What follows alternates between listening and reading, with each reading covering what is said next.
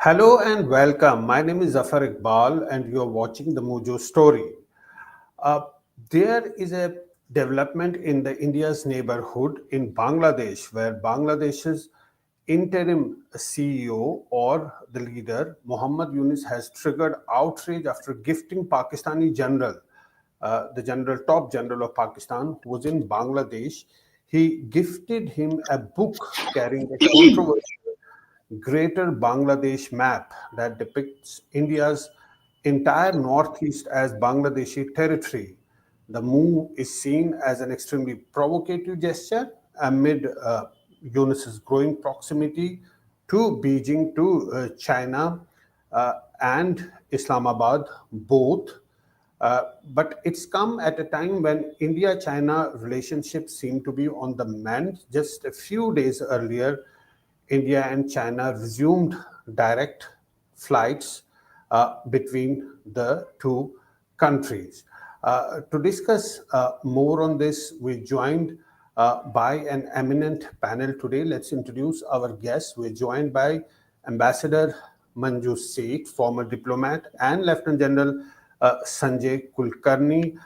Welcome to Mojo Story, General Sahab and Manju Seth ji.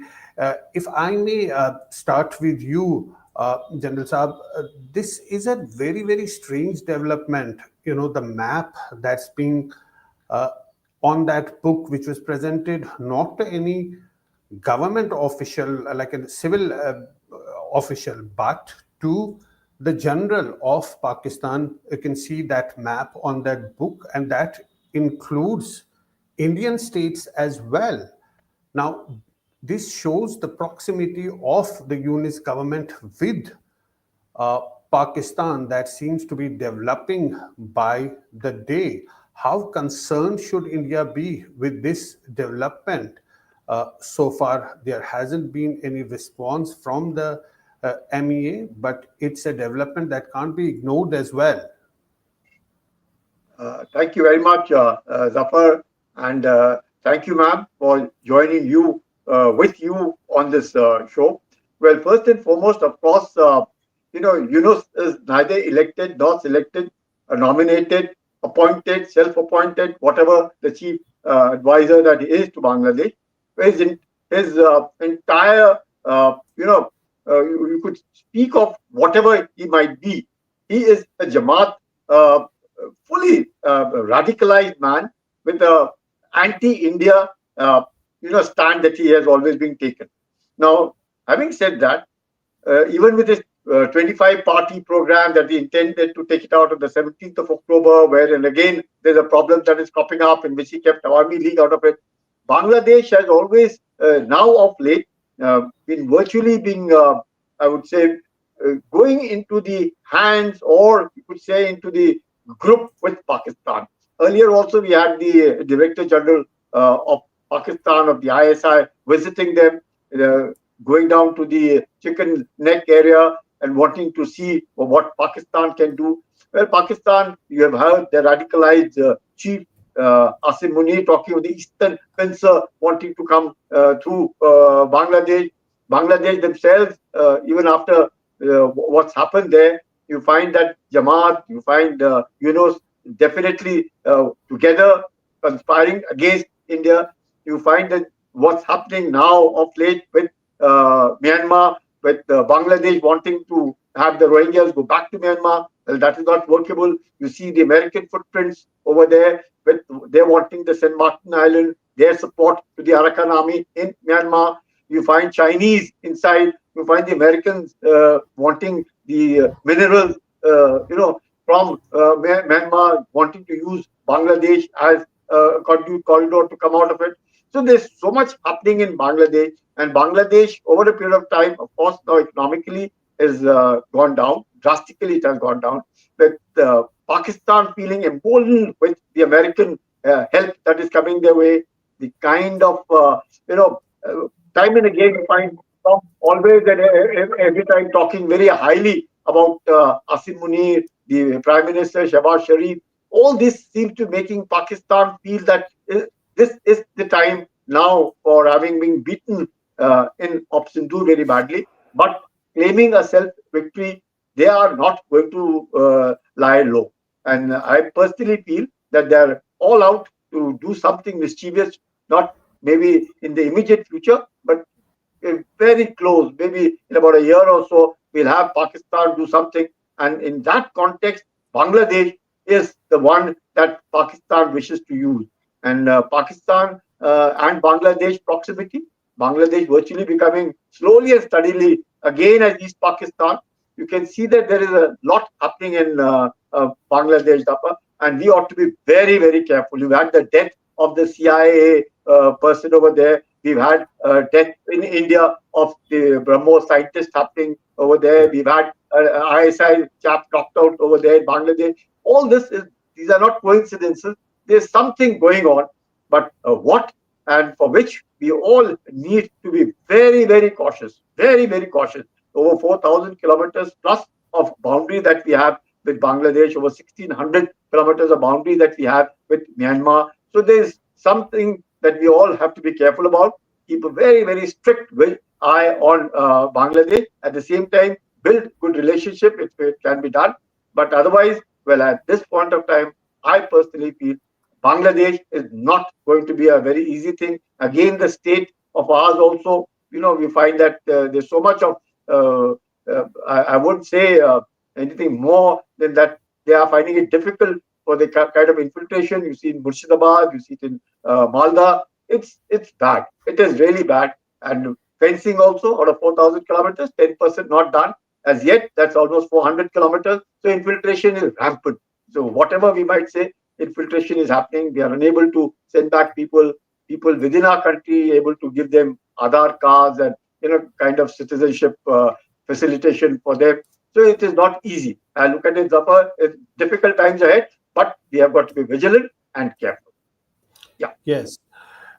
In fact, that is what India must do, to be vigilant and to be careful. Uh, but the fact is that, this relationship, the proximity between Pakistan and Bangladesh is going at an alarming pace. This is the top general of Pakistani military who's in Bangladesh. Now, Bangladeshi officials have also been meeting with Pakistan, and we know the statements that's coming from Yunus. He spoke about the Northeast states being landlocked. He talked about that and the condition of minorities in that country.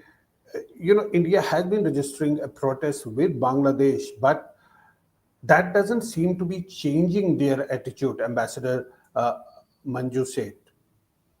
Absolutely, we can see how things have panned out ever since the former Prime Minister Sheikh Hasina was sort of pushed out Yeah. of Bangladesh, and now she's in India, so that they are making that also an excuse for being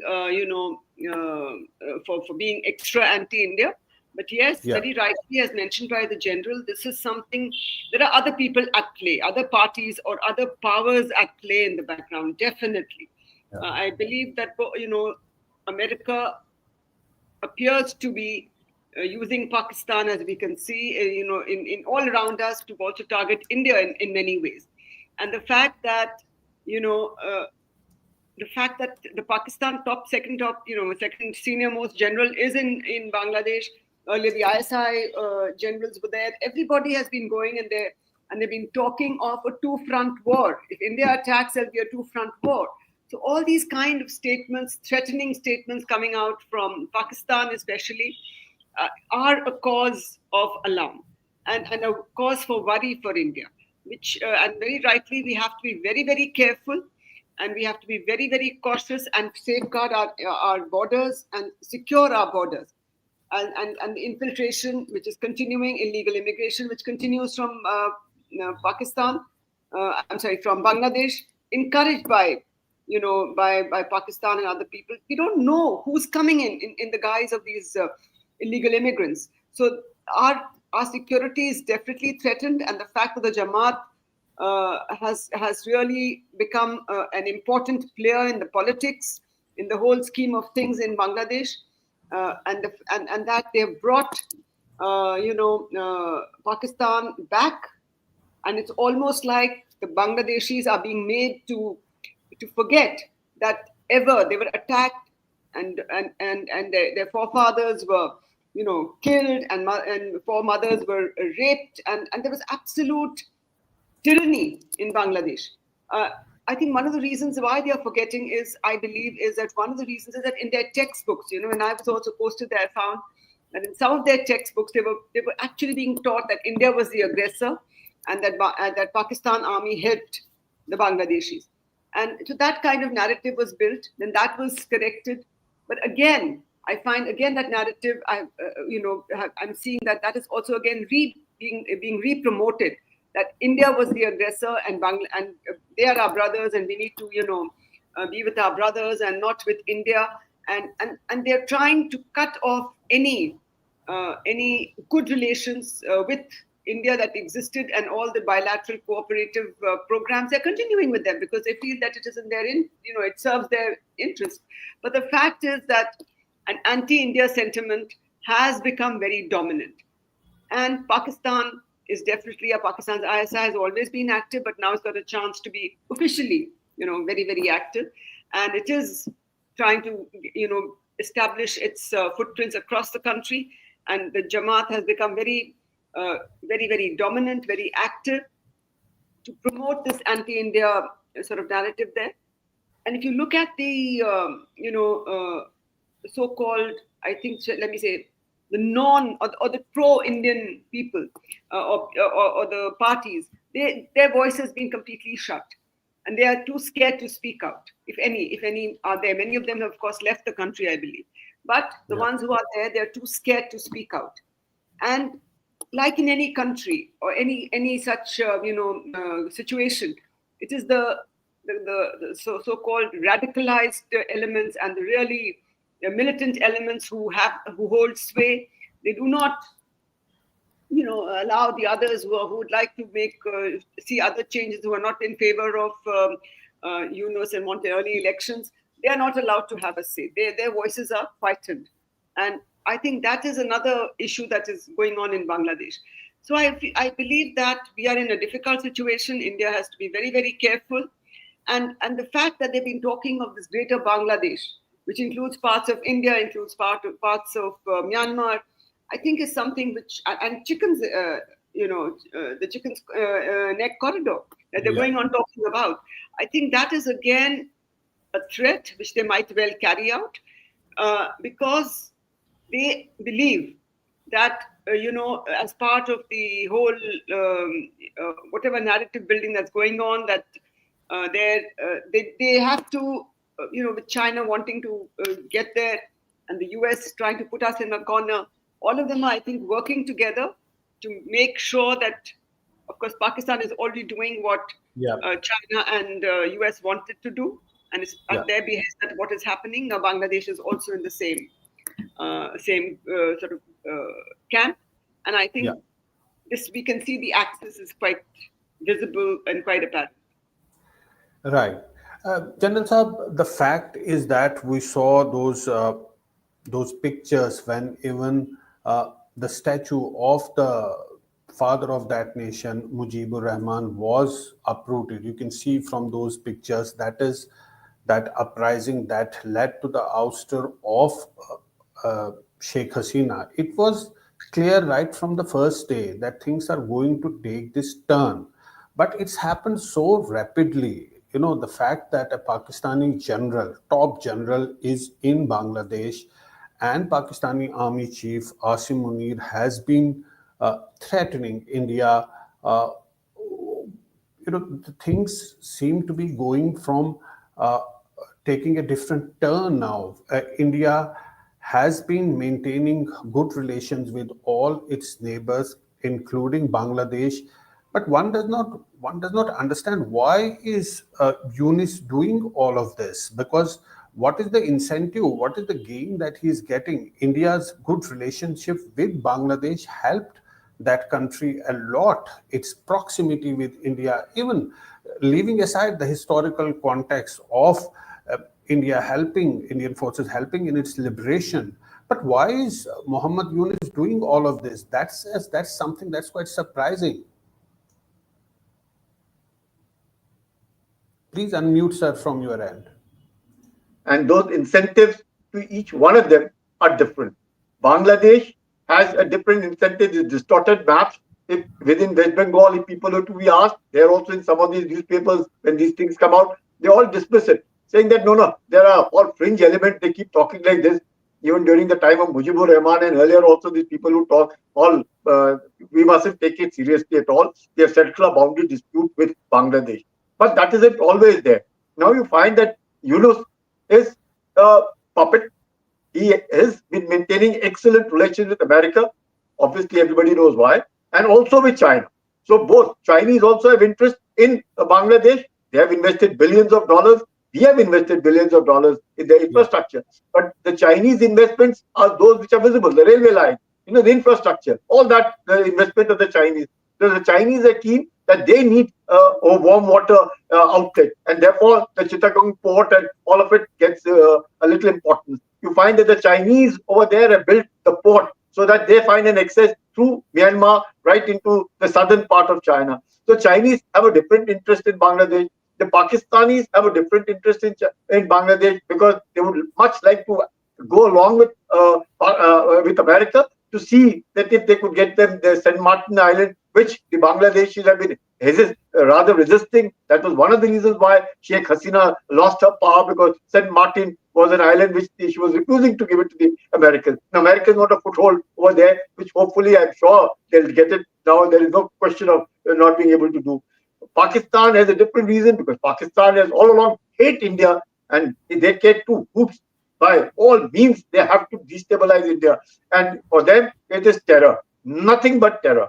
Pakistan uses terrorism as an instrument of state policy. And with Asim Munir as the chief over there, now you have a first topmost four-star General Mirza, because Asim has become a field marshal. So there's a four-star general is only Mirza. Now Mirza is moving around, almost doing everything. Asim Munir has gone and sat along with Trump and is quite happy to be doing what he's doing. Now, Americans have a different interest altogether. They want Pakistan under all circumstances, because whatever it may be, initially the Americans showed no interest in that base in Afghanistan. But now they seem to be wanting that base in Afghanistan. They want a foothold in Pakistan. They want to have an eye on China. They want to have an eye on Iran. They want to have an eye on Russia. So Pakistan geostrategically becomes very important for America. So in that context, everybody is. Now, everybody wants have their one thing in common. And besides all this, there's a sizable, I would say, a minority within India which wants to destabilize India, because they are wanting to come into power. So whatever they might do, it doesn't matter to them how they want to come in power. Say they want to dislodge the party in power so that they can get power. So all of them have some interest or the other wanting to be in power. Everybody, all that is definitely not working in the interest of the country. The country stands to lose a lot, because General Kulkarni, all these countries have a vested interest. But what does Bangladesh, what does Yunus gain out of it? Because India is its neighbor, it's going to live with India. It is not going to go away. So what does Yunus gain out of it? One can understand the interest that Pakistan has, that China has, or even the America has. But what interest does India have in all of this? What interest does Bangladesh have in all of this? See, all said and done, what does Bangladesh have? Bangladesh, from the time, either it's been the Awami League or is the BNA, the Bangladesh National Party, BNP. Now, you invariably find one of them. Now, whenever the BNA of Khalida was in power, what would it be? It would be anti-India. And when it is Awami League, again, that I wouldn't say that Awami League was pro-India. It may be pro-Bangladesh, but definitely it saw that the interests of India were not compromised. The northeast of ours was quite safe. We knew exactly how to deal with it. And Bangladesh, in turn, it helped Bangladesh to raise their own economy. The women empowerment, their garment industry, all of it picked up in such a way. Their own per capita income grew, their GDP grew. Everything was beneficial. But they didn't want Hasina. They wanted their own this thing. So the Jamaat, which was since 1971, to say that Jamaat has come up now, it would be wrong. Jamaat has been anti-India right from the beginning. Where is the doubt? The Jamaat was looking for it. And now, when they get the kind of money that they wanted, they got it. They got the support from it. So their interest is very clear. For us, we were thinking language is what binds and bonds the people over there. It is not language. We might think as Indian language born, but for them it is the religion which is more important than the language. So now what Bangladesh came up for the language seem to have slowly and gradually they have established themselves. They know language doesn't count. Now it's religion. So therefore, all these kind of contradictions that are there, and it suits Bangladesh, it suits them that they feel that 4,000 kilometer of boundary that surrounds Bangladesh, just about little less than 200 kilometers only with Myanmar. That also the Arakan army is in total control of that boundary with Bangladesh. Bangladesh today finds that it is so much better to hold anti-India because the entire thing in Bangladesh is now religion-based. It's not language that is guiding them or driving them. It is the religion which is driving them. And that is the reason why, what does Yunus say? Don't say I'm a Hindu.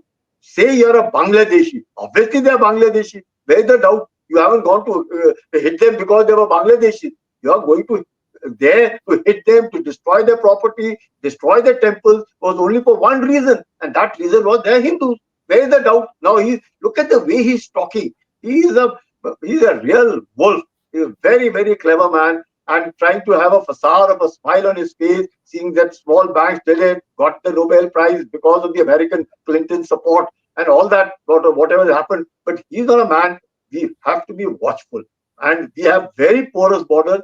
And as I said, out of 4,000, 10 kilometers not fenced is enough. 400 kilometers is enough for people to infiltrate from there. You find all the border states, districts of ours, Murshidabad, Malda, almost the demographic changes that are taking place over there. So we have to be watchful. We have to be careful. We have to ensure that fencing and all is one aspect of it.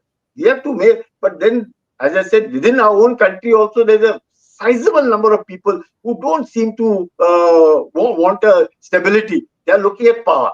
What is driving the people in India is power. What is driving the people outside India is to destabilize India. So all the things seem to be, one thing is to dislodge Karo, which bring in, destabilize India. That's a bad thing, and therefore it's very, very essential that we need to keep a very strict eye, and the ISI is active in Bangladesh without fail. ISI is active to facilitate the American interest in Bangladesh.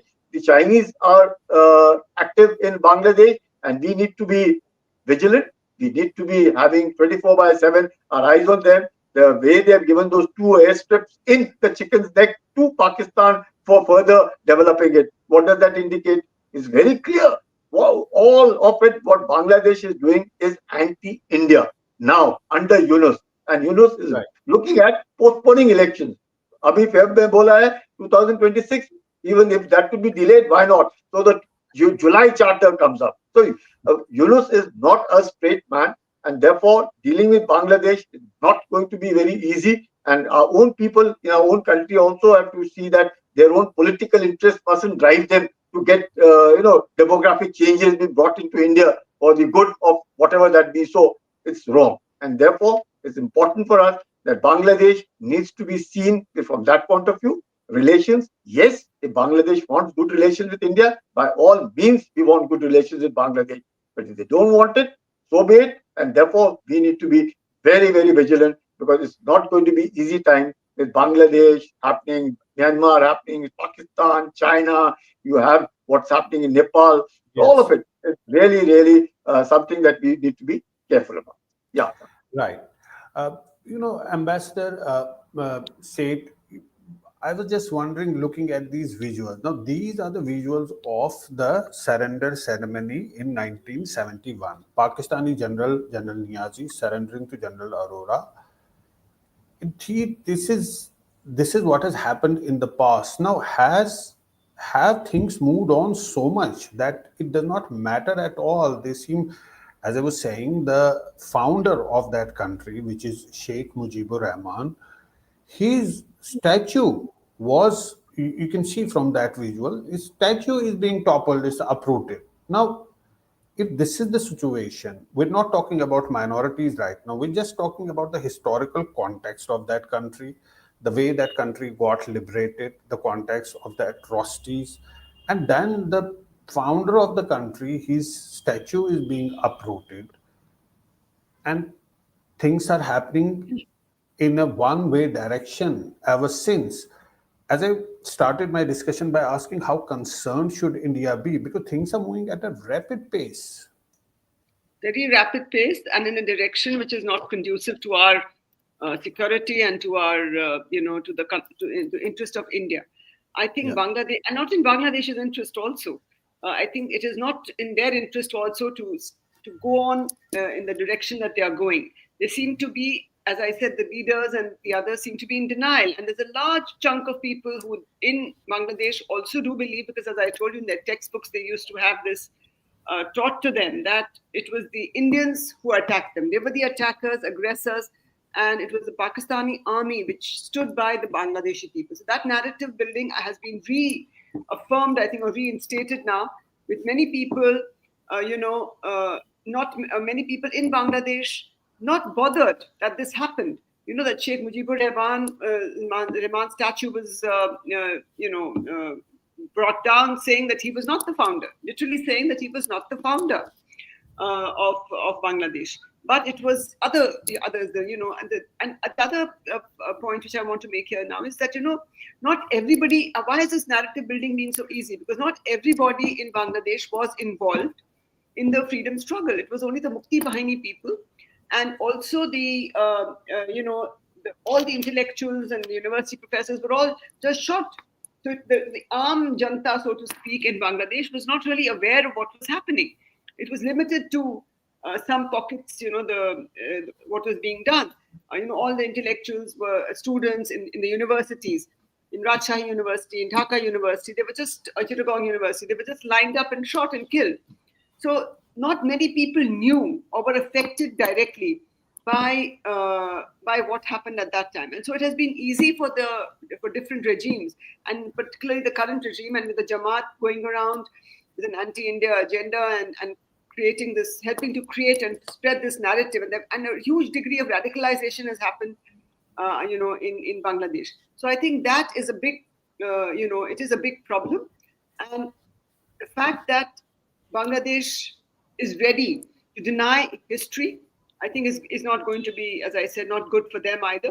They're denying what happened, and they're saying now that India is the enemy, and now they're very, because this, I think what Professor Yunus feels, and as very rightly mentioned by the general, he seems to be, in a religious factor.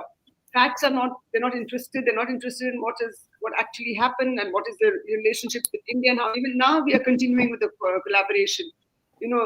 So this radicalization that is happening is detrimental to a pro-India feeling, and the religion seems to be on the ascendant.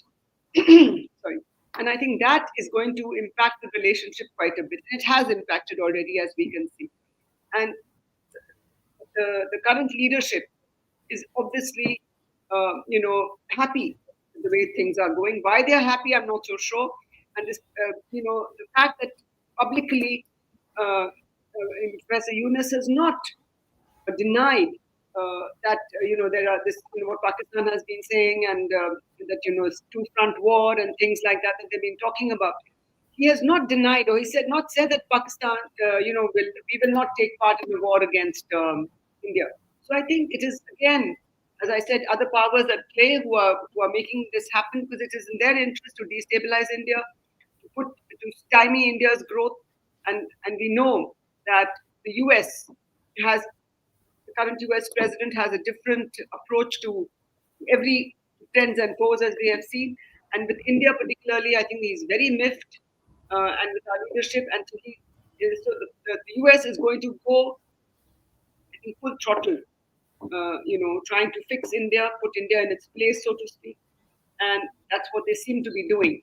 And China, of course, we know what its position has always been. It has been, friendly on the one hand, and they've kept on saying border issues should be resolved on a separate plane. They should not be looked at in the whole totality of the relationship. So I think India is not in a very happy situation at the moment. And we have to hedge our bets, we have to hedge our interests, we have to see. But we can't totally walk away from this or run away from the situation. We have to find mechanisms to safeguard our interests and increase our security. I think we cannot run away. But, the fact is that just because everybody is against us, we are not going to run away, and we're not going to get. We should not get scared.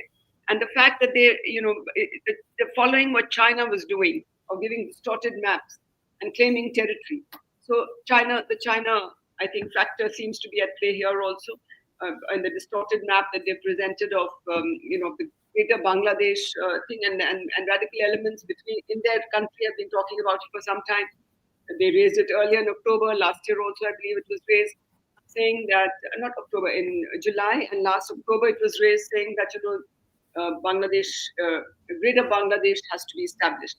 So I think all these things are not good portents for the region, for India, and I think for Bangladesh as well. Right. We spoke about Bangladesh, but I would want to briefly touch upon India-China relationship as well. Now, on the one hand, we seem to be seeing a China, Pakistan, Bangladesh axis that is taking place, and on the other hand, the ice seems to be breaking between India and China with the introduction of direct flights, first time after in 5 years. Now, the relationship had actually nosedived after the Galwan incident, but now things seem to be slowly going towards a position of stability. What is your analysis, General Kulkarni? See, China is our neighbor. That is the first thing. And Yeah. we can't change the neighbors, this thing. So since they are a neighbor, it would be in the interest of both the countries that we maintain good relationship. Right. Obviously, but to what China did at Galwan was something, at least I never expected it, because I had been dealing with them for almost 20 years. I didn't realize that what drove China to do what it did in Galwan. Obviously, Right. whatever Xi Jinping's this thing would may have backfired, he may have realized it, and now that tariffs, the world over, the Chinese would much like to have good interest, good relationship with India, and India also desires good neighborly relationship. And obviously, we have stated it in no uncertain terms that border would dictate. Peace at the border is the first step that we would ensure if we want to have good relations with China. So hopefully, I'm sure over the years now we get to know how the Chinese would now be behaving themselves on the LAC is concerned.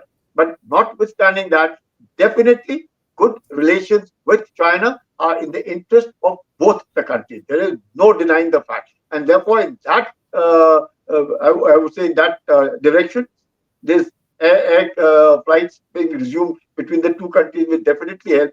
There are a lot of investments which would be coming here, and they would also be wanting, rather than doing it and coming from some other country, like most people were going to China, hopping into some other country and then catching. At least now the direct flights that are taking place, and if there are good relations with India and China, hopefully they may have some kind of an influence over Pakistan, for which again Pakistan, knowing that if there are good relations between India and China, they themselves have now gone and is back in Pakistan to Allah Army America. So they're back into the American this thing. America also seems to be moving along with them. Notwithstanding, after all, as I said, there are no permanent friends, there are no permanent enemies, but there are permanent national interests. And therefore, in those national interests, we have to go about it, and we have to ensure we maintain good relations as long as the LAC doesn't sort of create any kind of confusion, no kind of I would say we're getting active for no rhyme or reason.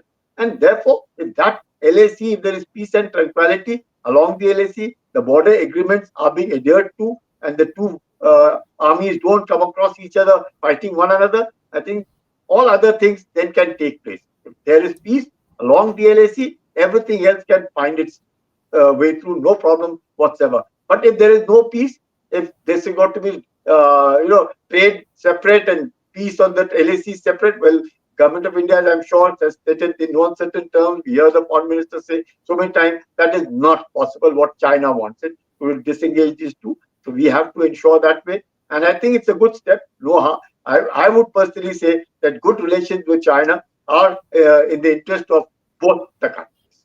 Yeah. Right. Last word to you, Ambassador Seth. The point is that some say that India's closeness to China is also related to Trump's tariffs on India and the way the India-US relationships have developed uh, over the last few months. Do you think that India and China are on a separate trajectory, and India and China relationships are on the mend, and it's nothing got to do with India-US relationship? Absolutely, they are standalone. There is no doubt about it. It's only that I think what the U.S. President Trump's tariff war, so to speak, has only hastened it. I think it's not something that it is dependent on it or is it's interlinked. I don't think so. It is a standalone relationship, and it's important for India to have good relations with China, to have good relations with the U.S. But it is a two-way street. So it has to be mutually beneficial for both countries to have good relationships. And I think the flights that are resuming now are in the interest of both countries. And yes, we are going step by step. We're not rushing to mend the relationship. And yes, as if the boundary at the boundary at the LAC, there is peace and tranquility. That's what we've been wanting, and that China addresses our trade imbalance concerns. I think there was a report saying some of our exports there's been an increase in our exports to China, which is a good thing. But yes, it has to be mutually beneficial, and then only can a relationship really prosper. And it cannot be very imbalanced. And yes, China is a neighbor. We can't deny that. We have to have good relationships, a good relationship with it, but with US also. I think US is also an important partner for us, a strategic partner. So the fact is that we have to have, but they're all standalone. We can't really say that because of China, because of the US actions, our relationship with China needs to be better. It is a standalone thing, and in our interest, and that's why we will need to have a good relationship with China.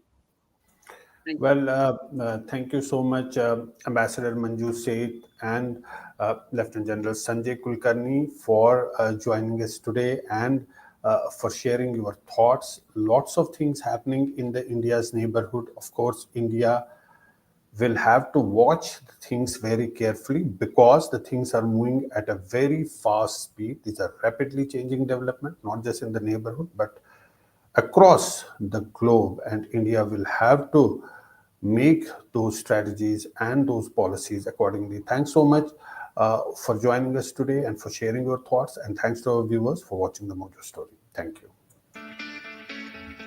It's great to see you here. Thank you for watching our work. If you haven't subscribed yet, don't forget to click the bell icon and subscribe to Mojo Story and support independent, robust journalism.